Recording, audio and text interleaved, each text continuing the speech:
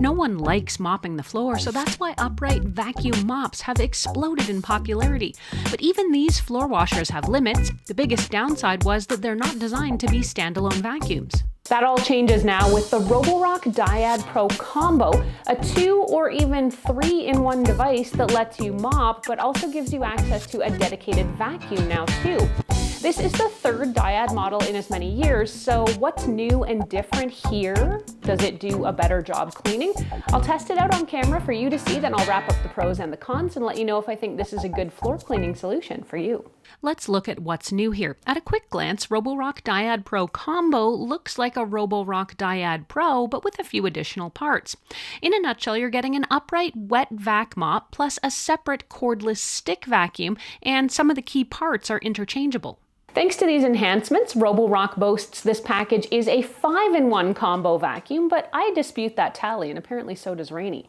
I get that Roborock is hoping to make this Pro Combo version more valuable, but I count 3 basic devices here. There is the wet, dry mop vacuum. There is also the stick vacuum, and then that stick vacuum converts to a handheld vacuum. Counting the additional attachments you can clip on as a whole different device feels like kind of a stretch, but let's look at how it all comes together. If you look closely, the motor head now has a handle in front because you can remove it and hook it up to any of the extra accessories bundled in the combo.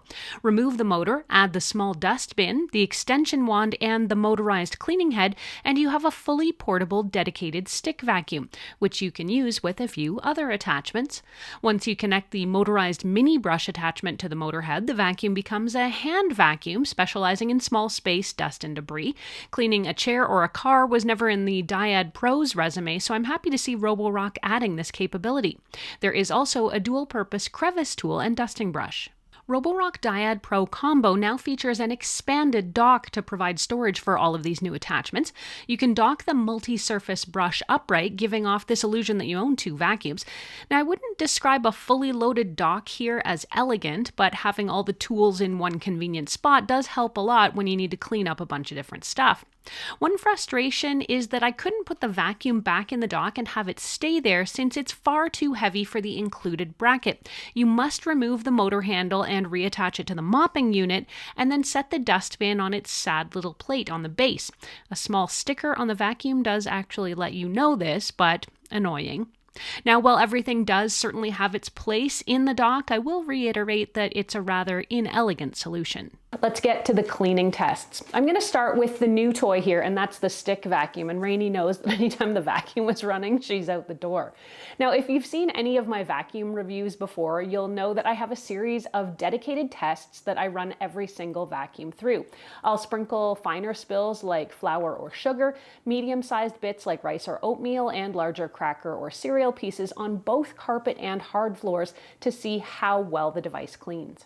I started with simple day-to-day cleaning. It did a good job at picking up basic day-to-day debris, including dog hair tumbleweeds and dropped bits around the kitchen. I also put it through the dedicated cleaning tests, and I was really impressed. The vacuum picked up all of my test spills mostly in one pass. It was easily able to handle everything from finer spills to coarser or flatter stuff on both carpet and hard floors with absolute ease. I can also say the vacuum is not extremely loud. It makes noise, of course, but it's not nearly as loud as some other upright vacuums I've tried. I will call out a couple of places I think Roborock can actually improve on this vacuum in the future.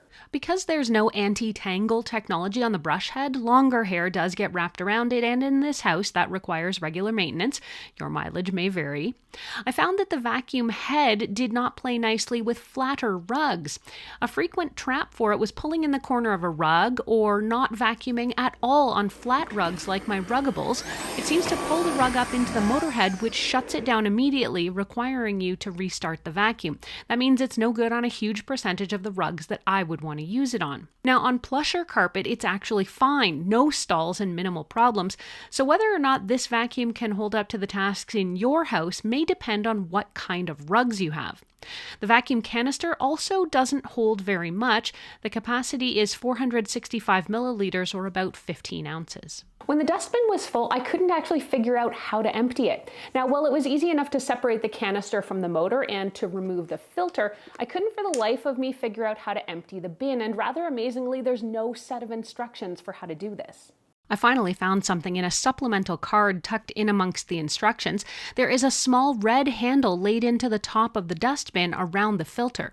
Now, it actually pulls up and out, though it does take a decent amount of force to remove it. Maybe it was just the first time, which is why I couldn't get it open the first time I tried this. Now, I kept at it, but I was so sure I was going to end up with dust thrown all over the room like that old comedy gag with the spring-loaded snakes. Now, with the core of the dustbin removed, you can simply tip the rest of the bin into the wastebasket. This brings me to another issue with this device that did turn into a bit of a comedy gag. The dustbin canister doesn't attach very cleanly to the motor. It seems to require a lot of fiddling and fussing, and even when it seems everything is lined up correctly, you may find it's not securely attached. On more than one occasion, the handle came away from the dustbin just as I was starting to work. More than once, I was sure the dustbin was locked to the handle, but on many occasions it simply fell away and even spilled its contents when it hit the floor. The bottom line for me here is that this vacuum feels a little like an imperfect last-minute add-on that an engineer had to jam in here to meet some marketing or sales goals, and that it's not quite ready for prime time. I hope in future versions of this, the pieces fit together more purposefully, I'll say. Let's get to the mopping. I'm actually not going to spend a lot of time detailing the mopping here since I have covered it in the Dyad Pro review. You can check out that full review to see it in action and get the details. Bottom line, with strong suction, clean water, and cleanser combining to both suction up spills of all kinds easily and efficiently, it's a dynamite floor washer. Of course, as you likely already know, the mop will clean itself after each use and even dry the roller to keep it from getting musty. All you need to do is keep the fresh water tank full and empty the dirty water tank after. The Dyad Pro Combo will give you about 43 minutes of runtime on a charge when you're using the wet-dry vac mop, which in my testing was plenty of time to do the whole house. When keeping it to the vacuuming, you'll get about 60 minutes of runtime. Let's go over the pros and the cons of this device to help you decide if it's going to be right for you. On the pro side, it is an extremely effective mop, and it does a great job of suctioning up spills and polishing floors clean with its unique combination of clean water flow, the soap dispenser, and the dirty water tank that you can just dump out. The battery life is solid too.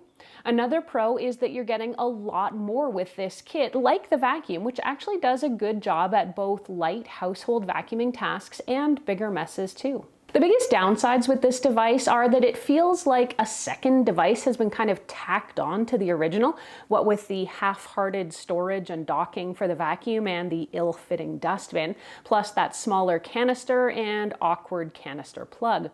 I'm going to say I can recommend the Dyad Pro Combo if this checks all the boxes for you, but I suspect there will be a newer and perhaps more improved version of this combo if recent history is any indication. So if this is an aspiration, not a must-have now, I'd say you can wait and possibly get an even more improved version next year. Roborock Dyad Pro Combo sells for about $659 US, and I couldn't find out what the Canadian price is as of the day I recorded this video, but I'm thinking it'll be around $849 Canadian. Now's a good time to check out my Roborock Dyad Pro review to get the details on the mopping or see what competitor Tyneco is up to in this same space right now.